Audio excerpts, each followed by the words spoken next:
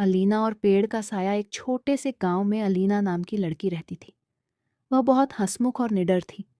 एक दिन दोपहर के करीब 12 बजे तेज गर्मी थी। अलीना घर के पीछे बने पुराने बाथरूम की तरफ गई। उस बाथरूम के पास एक बहुत पुराना और डरावना पेड़ था। गांव वाले कहते थे कि उस पेड़ पर कोई साया रहता है, इसलिए दोपहर और मगरिब के समय वहां नहीं जाना चाहिए। लेकिन अलीना ने इन बातों पर ध्यान नहीं दिया। जैसे ही वह पेड़ के पास पहुंची, अचानक ठंडी हवा चलने लगी। पेड़ की टहनियां वो जोर जोर से हिलने लगी। अलीना घबरा गई। तभी उसे लगा जैसे किसी ने उसके कान में धीरे से फुसफुसाया, मैं आ गया हूं।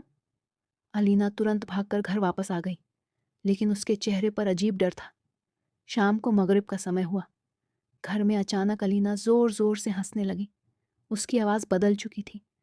वह गुस्से में बोली, मुझे बुला रहा है, मुझे वापस जाना है।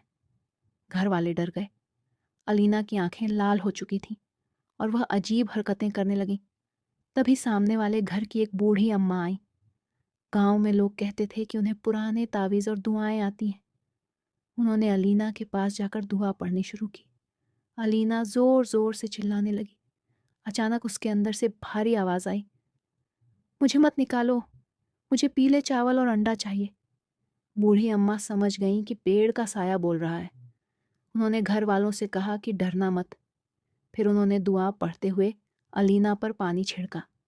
कुछ देर बाद अलीना बेहोश होकर ज़मीन पर गिर गई। घर वालों ने जल्दी से पीले चावल और अंडा पेड़ के पास रख दिया। उसके बाद घर का माहौल धीरे धीरे शांत हो गया। जब अलीना को होश आया, उसे कुछ भी याद नहीं था। लेकिन उस दिन के बाद गांव में कोई भी दोपहर या मगरिब के समय उस पेड़ के पास अकेले नहीं गया।